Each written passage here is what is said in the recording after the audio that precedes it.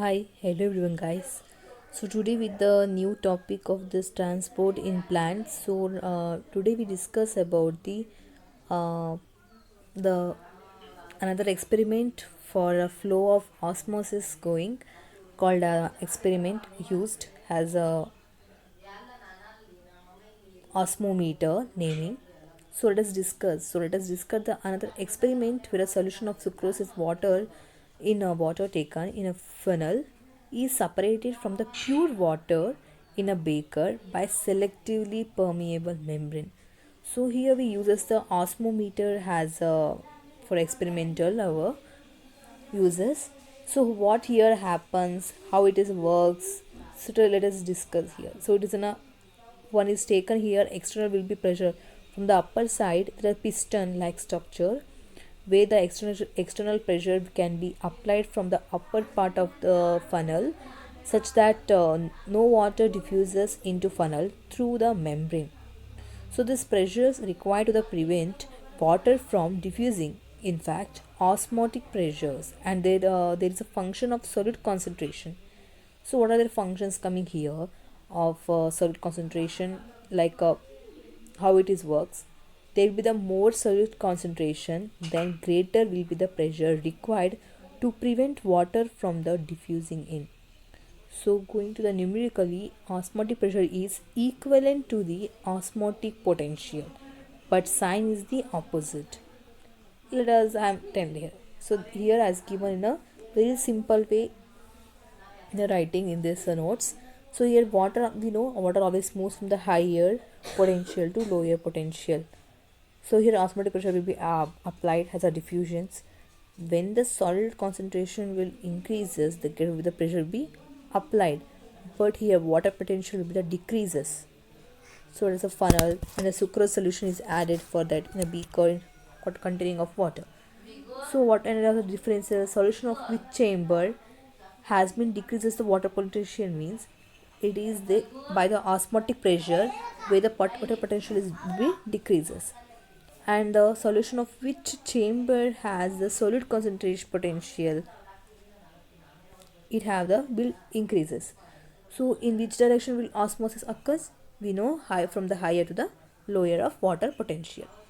So this is the about the osmotic osmometer taken we have taken this experiment for us the osmosis.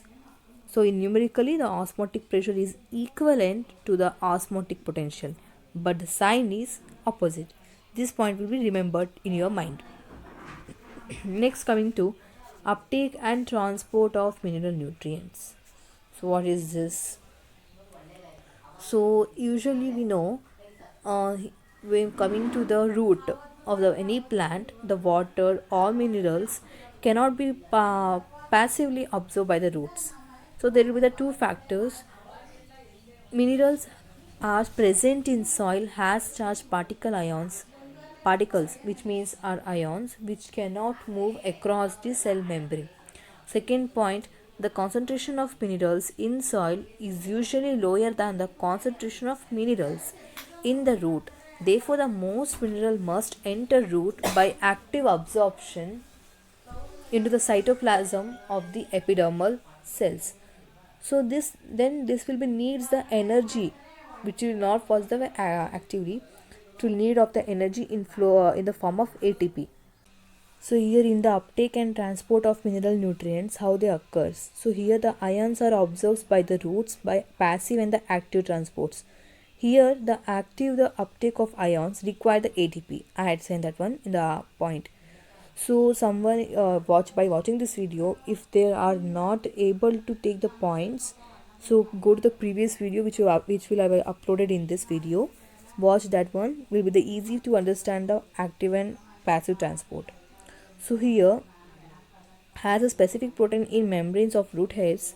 Cell actively pump ions from the soil into the cytoplasm of epidermal cells and then enters the xylem. So there's a process of occurring from the while the needing of our ATP energy, the root hair actively pump from the soil into cytoplasm of epidermal cells and then into the xylem, and the further transport of the ions to the all parts of the plants like epidermis, pericycle is carried through the transpiration stream.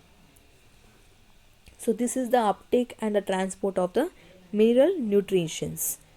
So here, therefore, I said that one, has the concentration of mineral in soils is usually lower than concentration of mineral in roots. So therefore, most minerals most enters root by the active absorption into the cytoplasm of epidermal cells. This will need of the ATP energy. So here active uptake of ion is partially responsible for the water potential gradient in roots and therefore for uptake of water by osmosis. Some ions also move epidermal cells by the passively. So here ions are absorbed by the root by the passive and active transport both will be occurs.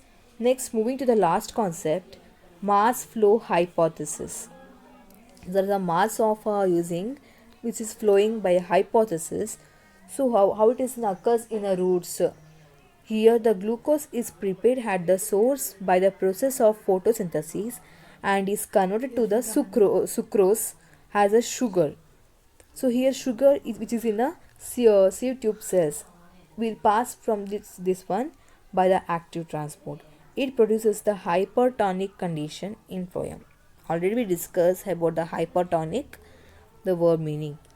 So next, water in adjacent xylem moves into the phloem.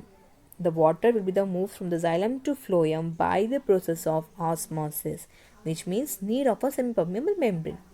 So due to the turgor pressure, the occur of hypertonic. As the turgor pressure will apply, the phloem will be sap.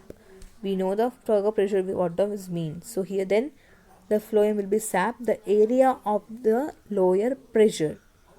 So at the sink, the osmotic pressure will be then decreased. So the incoming sugar is actually transported out of phloem and removed as a complex sucrose. So here osmotic pressure decreases and water moves out of the phloem and returns into the xylem. So this year end the chapters. We have learned the three main basic concepts easily. Has a firstly we learned about the osmometer, which is the experimental uses, and second one is the uptake and transport of nutrients. Third one is the mass flow hypothesis.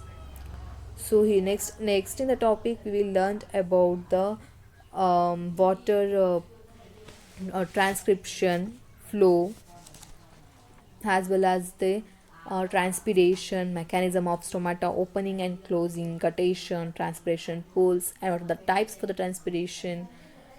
So there's absorption of water in the plant. So how it will the occurs we learned in the next of the part of the video we're covering.